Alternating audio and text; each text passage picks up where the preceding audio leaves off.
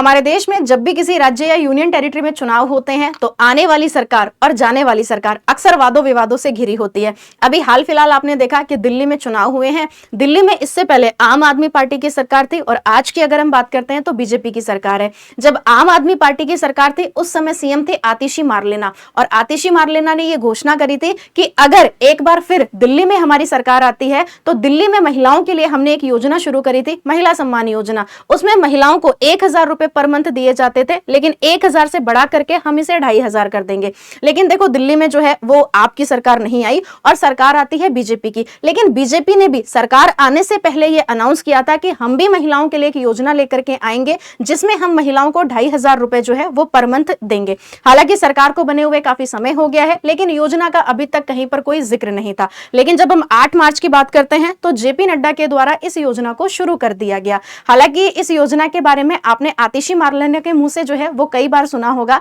कि जो बीजेपी ने बड़े बड़े वादे किए थे सरकार बनने से पहले कि महिलाओं को हम जो है वो 2500 देंगे, तो क्या वो वादे सिर्फ वादे रहेंगे या बीजेपी अपने वादों पे जो है वो खरी उतरेगी?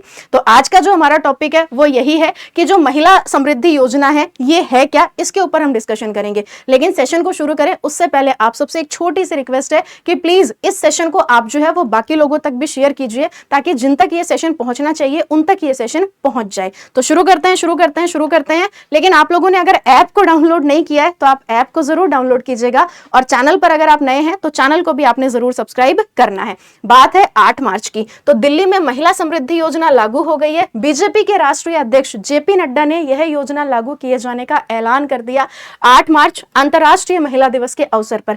इस साल के लिए यानी कि ये जो ईयर है इस साल के लिए 5100 करोड़ रुपए जो है ये आवंटित किए गए हैं। इसके तहत दिल्ली की लाखों महिलाओं को हर महीने 2500 रुपए की मदद की जाएगी। अच्छा, सरकार का कहना है कि 15 से लेकर के 20 लाख महिलाएं जो हैं वो इस योजना के तहत लाभान्वित होंगी।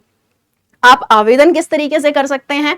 तो दिल्ली सरकार एक ऑनलाइन पोर्टल डेवलप कर रही है जहां महिलाएं इस योजना के लिए रजिस्ट्रेशन करा सकेंगी। यानी कि दिल्ली सरकार का खुद का पोर्टल होगा और उस पोर्टल पर फीमेल यहां पे जो है वो रजिस्ट्रेशन करवा पाएंगी।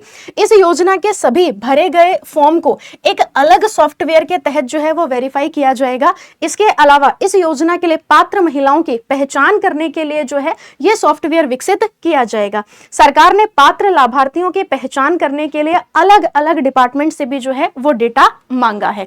अच्छा, यह योजना उन महिलाओं के लिए है जिनकी सालाना घरेलू इनकम 3 लाख रुपए से कम है। तो पहला तो क्या टारगेट हो गया कि 3 लाख रुपए से कम आपकी क्या होनी चाहिए, आपकी सालाना इनकम होनी चाहिए। और जो टैक्स नहीं भरती हैं, जो सरकारी नौकरी नहीं करती हैं और इनकी उम्र कितनी हो जाती है तो 18 से 60 साल के बीच में, वे भी इस योजना के लिए आवेदन कर सकती हैं। इस योजना में उन महिलाओं को भी शामिल किया गया है जिन्हें सरकार से कोई अन्य फाइनेंशियली जो है वो सपोर्ट प्राप्त नहीं है। इसके अलावा आप इन पॉइंटर्स के माध्यम से भी चीजों को समझ सकते हो कि दिल्ली की अगर हम बात करते हैं तो महिला का जो है वो दिल्ली का होना कंपलसरी है, यानी कि वो 5 साल से दिल्ली में जो है वो रह रही हो, आय या इनकम जो है वो 3 लाख से ज्यादा ना हो, परिवार जो है वो इनकम टैक्स ना भरता हो, महिला की आयु 18 से 60 वर्ष होनी चाहिए, महिला जो है वो सरकारी पद पर ना हो, सरकार से जो है वो किसी भी प्रकार का लाभ महिला को ना मिलता हो, ई रजिस्ट्रेशन होना जो है वो जरूरी है। बाकी अगर हम लोग बात करते हैं आपके जो डॉक्यूमेंट होते हैं, कौन कौन से डॉक्यूमेंट होने चाहिए। आवेदन करने वाले के पास आधार कार्ड होना चाहिए, राशन कार्ड है, निवास प्रमाण पत्र है कि हाँ जी आप दिल्ली के ही हैं। इसके अलावा इनकम सर्टिफिकेट है। इसके अलावा अगर हम बात करते हैं तो आपके पास जो फोन होता है यानी कि मोबाइल नंबर की जो है वो आवश्यकता पड़ेगी। पोर्टल पर एप्लीकेशन को आधार से लिंक कराया जा सकता है। आवेदक को आवेदन करने से पहले कम से कम 5 साल तक जो है वो दिल्ली का निवासी होना चाहिए, यानी कि वो 5 साल तक जो है वो दिल्ली में रह रहा हो। आवेदक के पास दिल्ली में एक सिंगल बैंक खाता होना चाहिए जो कि उसके आधार से क्या होना चाहिए, जुड़ा होना चाहिए। हालांकि अभी तक आधिकारिक अपडेट नहीं है कि योजना के रजिस्ट्रेशन के लिए कौन कौन से आपको डॉक्यूमेंट चाहिए, बट हाँ ये डॉक्यूमेंट बेसिक होते हैं, तो ये मतलब ये वाले जो डॉक्यूमेंट है वो होने ही होने चाहिए। दिल्ली सरकार का ई डिस्ट्रिक्ट पोर्टल दिल्ली के नागरिकों को सरकारी सेवाओं का लाभ लेने में मदद करता है। यह एक ऑनलाइन सेवा मंच है। इस पोर्टल के जरिए नागरिक कई तरह के सरकारी प्रमाण पत्रों के लिए आवेदन कर सकते हैं। तो जिन्होंने अभी तक ये जो दिल्ली सरकार का ई डिस्ट्रिक्ट पोर्टल है इस पर रजिस्ट्रेशन नहीं कराया है तो वो भी इस पर क्या करवा ले, वो भी इस पर जो है वो रजिस्ट्रेशन करवा ले। बाकी ये एक छोटा सा प्यारा सा सेशन था, आप लोगों को बताना था कि भैया दिल्ली सरकार की अगर हम बात करते हैं तो इस योजना को सरकार ने जो है वो लागू कर दिया है। हालांकि इन सारी चीजों को होने में अभी भी अगर आप मानोगे तो 45 डेज का समय तो है वो लग ही जाएगा, और 45 डेज के बाद अगर हम देखते हैं तो शायद में भी हो सकता है कि पहला जो अमाउंट है वो आ जाए 2500 रुपए का।